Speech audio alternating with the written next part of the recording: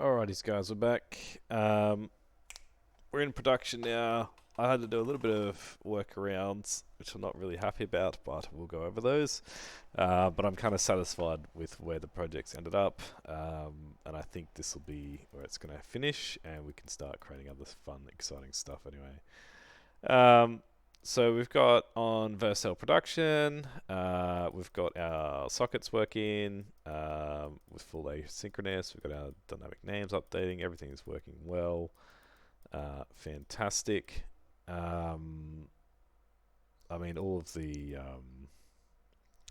login and register stuff, that's all working. So, what did we do? How did we get to production? In our Vercel, we've created two projects. I've got the front end React Canvas project, and then we have the back end Express project. And then basically I've separated our project folder into client and server.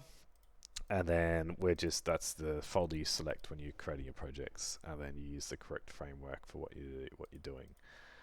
And that's kind of how we pushed it onto Vercel. I mean, everything has basically been the same. Vercel.json, just you need to make sure you've put in the rewrites to source your main.js or server.js, index.js, whatever one it is, just to fix the server side.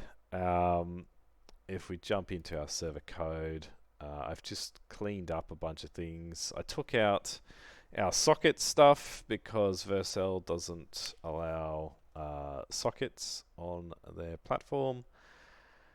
So basically, what else did we change? We've had to implement cores because we're using two different domains. So I've set the cores to allow from our front-end app here. And we've enforced credentials for our sessions. So we'll definitely get sessions being created and handled correctly with credentials true here. And then we've had to set up a trust proxy that's due to Vercel. And then we're just setting in our cookie stuff here. And then we're still saving it through to Mongo store session, which is nice. So yeah, that's kind of the differences we've done on our server side.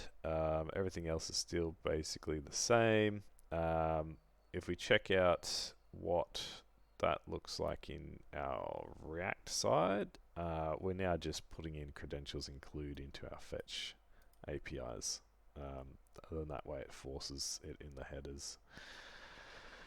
So, that's pretty much it to get the cores to work between the two domains. And then this will still allow PassportJS to work and our authentication to work.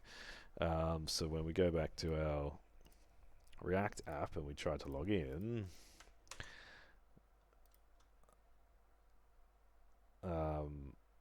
it works. We're hunky-dory. And that's, because when we're hitting those APIs. Whoops. Right, the sessions are still being held in here. We'll put in this. So we've got that login API. We've still kept our session, and then we're doing that profile check as well to check our session as well. So that's all hunky-dories. The socket IO stuff. Now this is where I had to do a little bit of breakage and hacking. I had to use ngrok, and I'm just hosting off local machine.